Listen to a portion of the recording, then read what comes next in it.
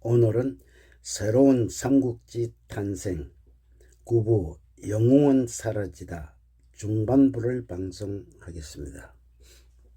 총나라는 제갈량이 싸움에서 승리하여 돌아오자 나라가 태평성대가 되었으나 위나라에서는 황제 조비는 제위 7년 만에 40살 나이에 병이 들었습니다. 죽음이 다가오자 황제는 태자 조회와 조진, 진군, 사마이를 불러놓고 눈물을 흘리며 태자를 부탁하고 세상을 떠났습니다. 답답한 궁정 생활을 벗어나기 위해 사마이는 신황제에게 변방의 성주로 보내달라 하여 허락을 받자 자신의 계략대로 되자 속으로는 기뻤으나 촉국의 제갈량이 큰 위험이 되어 두려워했습니다. 어떻게 하면 제갈량은 사마이를 제거할까 하는 생각 끝에 모략을 써서 사마이가 변방에서 군사를 모아 반역을 도모한다는 유언비어를 첩자들을 통해 퍼뜨렸습니다. 의심이 많은 조의 황제는 사마이를 파직하여 낙양시키고 대신 조후를 대신 임명함으로써 제갈량의 전략에 넘어갔습니다. 언제나 위나라를 제갈량은 공격하고 싶었으나 사마이가 존재하는 것이 두려움의 대상이 되어 망설였으나 기회가 왔다는 판단을 했습니다. 황제 유선에게 우국충정의 문장으로 신하가 주상을 깨우치 이르는 의도로 정성과 진심을 명백히 밝히는 출사표를 썼습니다. 출사표는 선제께서 창업 도중 붕어하여 천하가 삼분되어 촉국이 위급하여 선제의 은혜에 보답하고자 조와 손의 역적을 멸망하고자 하오니 명을 내려달라는 내용이었습니다. 출사포문을 읽은 황제 유선은 눈물을 흘리며 제갈량의 굳은 결심을 보고 상부의 뜻대로 허락을 했습니다. 황제의 허락을 받은 제갈량은 위국을 정벌할 진용을 갖추면서 위원을 상장으로 하고 장익, 왕평, 마충 등 명장을 호위하고 제갈량은 호위사로 간흥과 장포를 세웠습니다. 30만 대군을 이끌고 제갈량은 위나라를 쳐들어가자 위국의 조의 황제는 하유연의 아들이며 조조의 부마인 명장 하우무에게 20만 군사를 주어 방어를 명했습니다. 나이 70살이 넘은 조우는 위군의 서랑대장 한덕과 그의 아들 사형제를 일시에 죽여버리자 하우무는 싸움에서 패남한 성으로 후퇴하여 밖에 아무리 싸움을 걸어도 성문을 닫고 대응을 하지 않았습니다. 생각다 못해 제갈량은 지도를 펼쳐놓고 남한의 서쪽 천수군의 마준태수와 북쪽 안정군의 재랑태수에게 가짜 특사를 보내 하우마가 구조 요청을 하는 것처럼 작전을 짰습니다.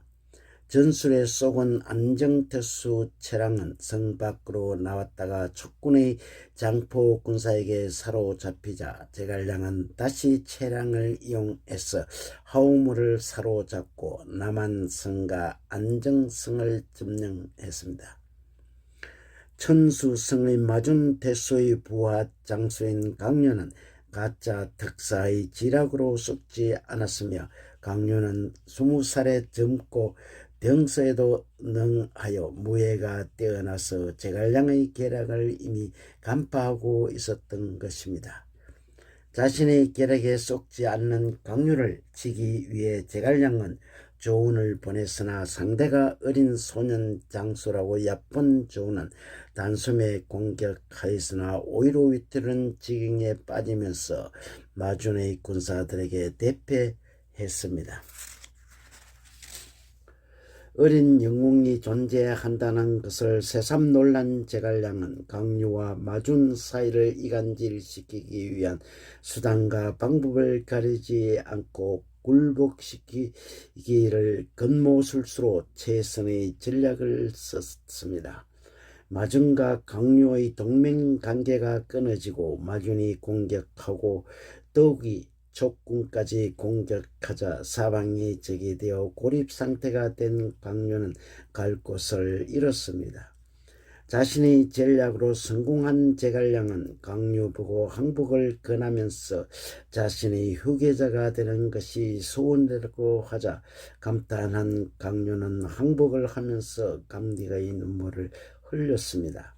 싸우지 않고 춘수와 상교의 두 성을 얻은 제갈량은 크게 기뻐한 나머지 강유를 자신의 후계자로 삼아 매사에 의논해 처리했습니다. 위나라의 황제 조에는 총나라와의 싸움에서 제갈량의 전략에 빠져 많은 군사와 성을 빼앗기고 싸움에서 거듭 패하자 군신들과 상의하기 바빴습니다. 모든 군신들이 제갈량과 대적하기 위해서는 반심을 품어 뱃슬을 삭달하고 고향에 보낸 사마의만이 난국을 타게 할 수 있다고 하자 황제 조연은 할 수 없이 사마이를 다시 대도독으로 임명했습니다. 대도독으로 새로 임명된 사마이 전술은 낙양의 춘자의 명령에 상관없이 무시하여 신성의 맹달을 공격하면 이기는 것을 판단하였습니다. 제갈량은 걱정했던 사항이 사실로 드러나면서 맹달은 백성들을 보호하지 않고 황급히 도망치다가 신담에게 죽음을 당했습니다.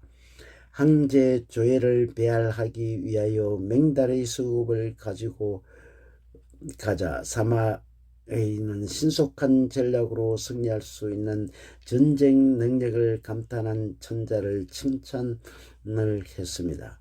전쟁의 승리감에 도취된 사마이는 전쟁에서 이기는 것은 새털을 드는 것보다 쉽다고 하며 재차 촉군을 공격하겠다고 했습니다. 사마이는 20만 대군을 이끌고 공격을 하자 제갈량은 사마이 신모한 전술을 이미 알고 자신은 한중의 혈맥인 가정과 연류성을 지키는 전략을 세웠습니다. 제갈량의 전략 전술은 이루다 해할 수 없이 많으나 가장 중심지인 가정을 지키기 위한 용장을 선택하는 데 갈등을 했습니다. 마침 어릴 때부터 병세에 능함으로 자신이 가정을 지키겠다고 마랑의 아우인 마숙이 자진해서 나서는 바람에 제갈량은 과거의 유비가 마숙에 대한 말이 생각이 났습니다. 제주가 뛰어나 무척 사랑해서나 제주보다 말이 앞서니 중대한 일에는 쓰지 말라는 충고가 생각이 나서 매사에 신중한 왕편과 함께 가라고 허락을 했습니다. 가정으로 군사들과 마숙을 보내면서 제갈량은 성곽도 없고 막힌 곳이 없어 방어하기 어렵다는 것이 염려되어 불안한 나머지 고상, 위원, 조은과 함께 보내면서 도와주라고 했습니다.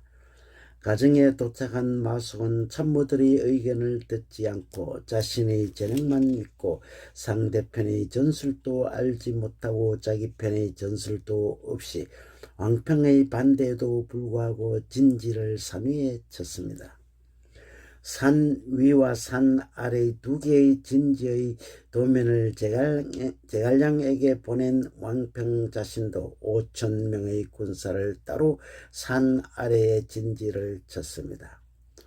도면을 본 제갈량은 진지는 너무 높은 곳과 낮은 곳은 피하고 장애물이 있을 경우에는 돌아가듯이 구축해야 하는데 수비가 약한 것을 판단 못한 것을 한탄했습니다. 전략적으로 가정을 사마이에게 점령당했다고 생각하고 한중으로 돌아갈 생각을 하는데 벌써 사마이는 가정을 공격하여 오자 당할 수 없다는 판단에서 절망에 빠졌습니다. 촉군의 본진이 산 꼭지 위에 진지를 쳤다는 소식에 사마이는 마숙의 어리석음을 비웃으며 산을 봉쇄하고 물길을 끊어버리자 마숙은 병사들이 마셔야 할 물이 떨어져서 갈증에 시달리게 됐습니다. 사방에서 전후 좌우로 사마이 군사들이 공격하여 오자 수비할 주도권을 장악하지 못한 촉군은 몰살당할 진경에 빠질 때 양평의 군사와 위안, 조은 등이 합류하여 겨우 목숨을 건져 본진으로 후퇴했습니다. 한중으로 돌아온 제갈량은 선제가 유훈으로 마속을 크게 쓰지 말란 것을 생각지 못한 자신에 대하여 후회하며 눈물을 흘렸습니다. 제갈량은 신복인 마속이 군령을 어기고 무모한 전략으로 가장 전투에 패한 책임을 물어 부득이하게 눈물을 흘리며 읍참마속으로 참하여 군의 기강을 바로 세웠습니다. 죽이기 전에 마속은 제갈량에게 어린 자식들이 뒤를 봐달라며 제값으로 죽음을 택하겠다고 하자 제갈량은 형제처럼 살아왔기에 염려하지 말라고 했습니다.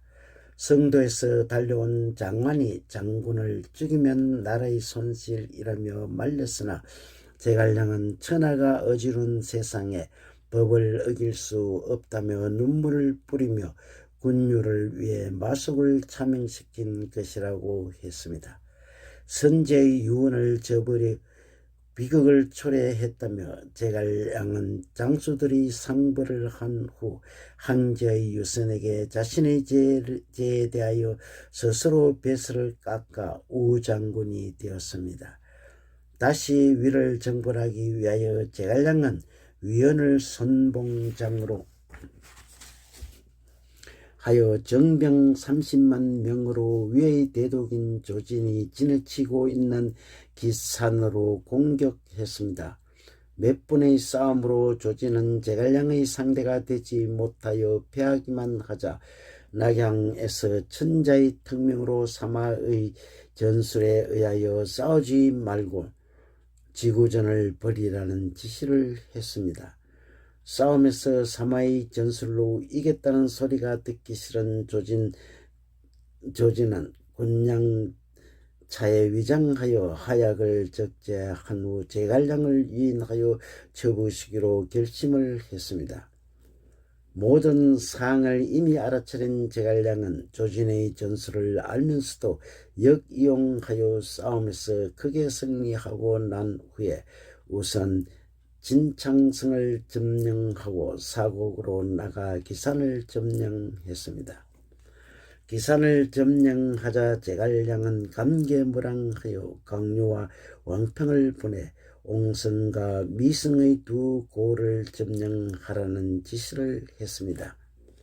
위나라의 조의 황제는 다급한 나머지 다시 사마이를 불러 제갈량을 대적할 사람은 사마이밖에 없다는 생각에서 다시 대도독을 명했습니다. 근흥 7년 사마이는 장압과 함께 기산을 공격하면서 지난번 무도와 은평고래 각해와 손례가 제갈량의 강요와 왕평에게 함락되었기에 제갈량은 민심을 안정시키기 위해 없으니 공략하자고 했습니다.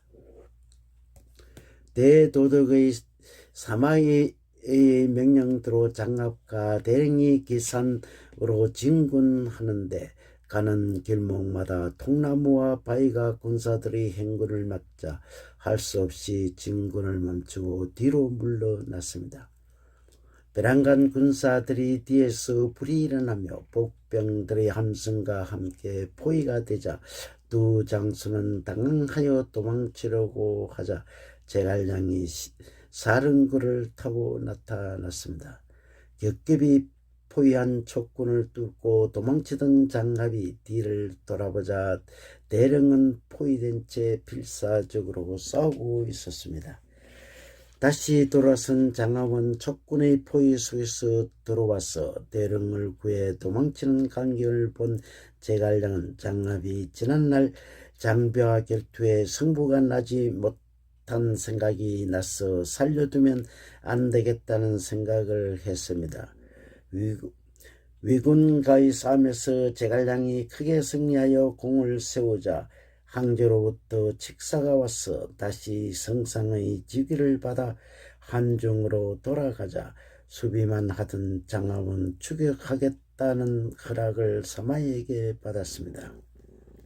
군사들을 이끌고 사마이의 장수 장갑과 대령이 추격을 하자 제갈량은 왕평과 장익의 두 장수에게 1만 군사로 맡게 하고 요하와 강류에게 금량 하나를 주고 군사 3,000명을 앞산에 매복시켰습니다.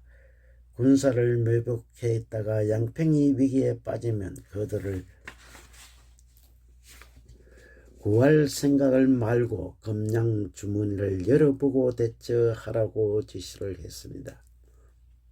두 진영의 싸움은 막상막하였으며 사마의 주력 부대가 합세를 하자 왕평과 장익은 포위가 되어 위태롭게 되자 강유와 요한은 산중에서 매복해 있다가 제갈량이 준 금량을 펴보았습니다.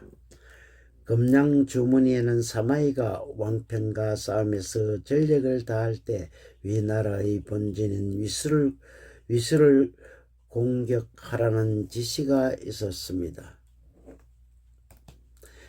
위수를 강요와 요하가 공격한다는 소식에 사마이는 크게 놀라 군사를 거두어 급히 본진으로 돌아갔으나 이미 촉군이 본진을 초토화시키고 돌아간 후였습니다. 뛰어난 제갈량의 전략에 사마이는 탐복하였으며 제갈량 또한 싸움에 이겨도 장로의 죽음에 탄식하며 사마이가 알지 못하게 제갈량은 군사들을 철수시켜 한중으로 돌아갔습니다.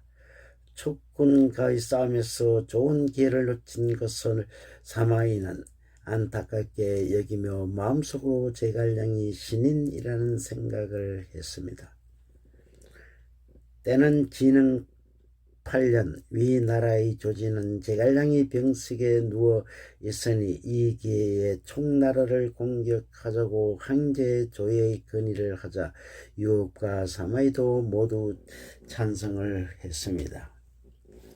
위나라 황제 조에는 큰 결심을 하여 조진을 정서대도도 사마이를 부도덕인 유협을 군사로 삼아 80만 대군으로 총나라를 공격했습니다.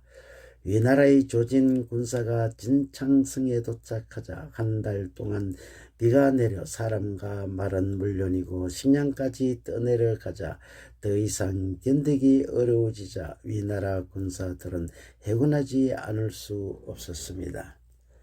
위나라의 조진과 사마이는 대군을 하고 있는데 제갈량이 공격하지 않자 이상히 여긴 조진은 공명의 어리석음을 빈정거렸습니다.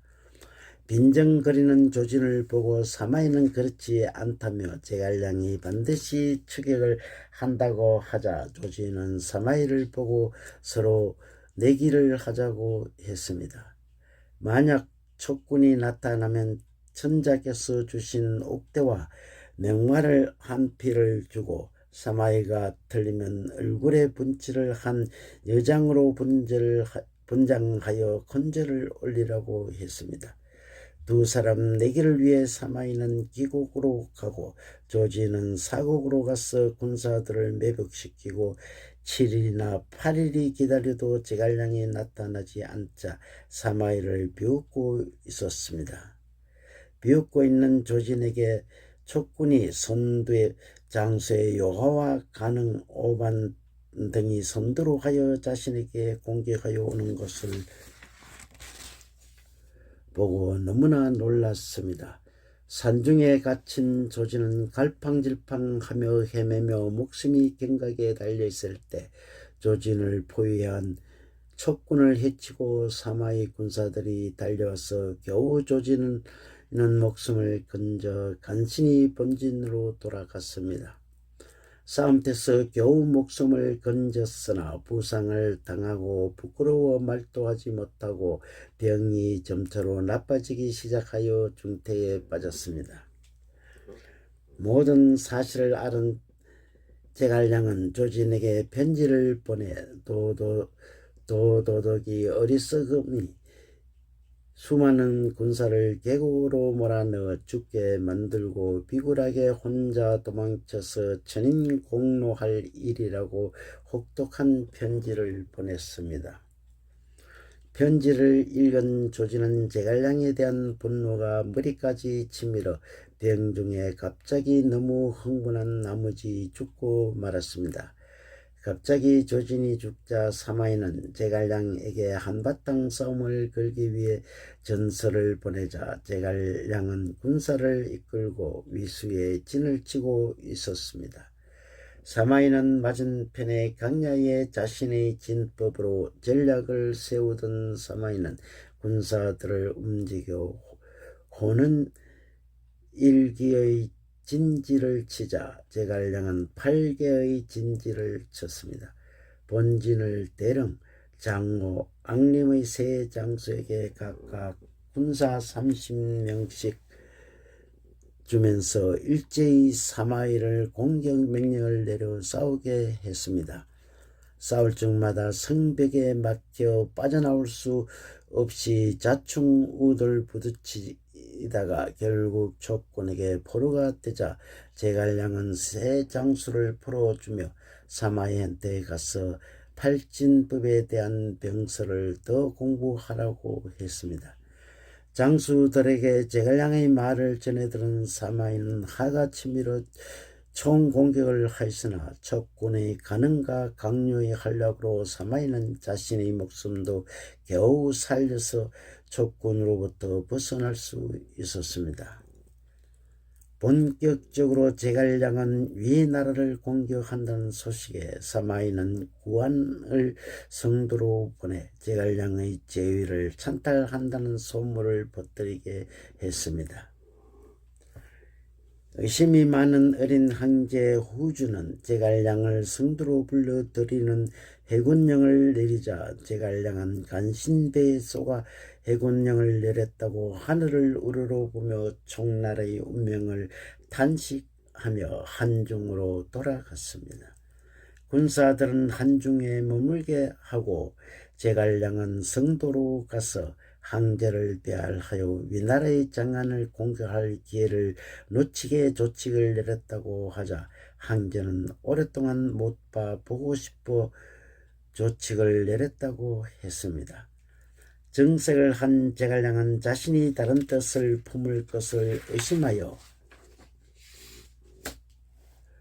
불렸으나 지난날 선제의 두터운 은혜를 입었기에 죽음으로써 은총에 보답하고자 하거늘 어떻게 다른 뜻을 품겠냐고 했습니다.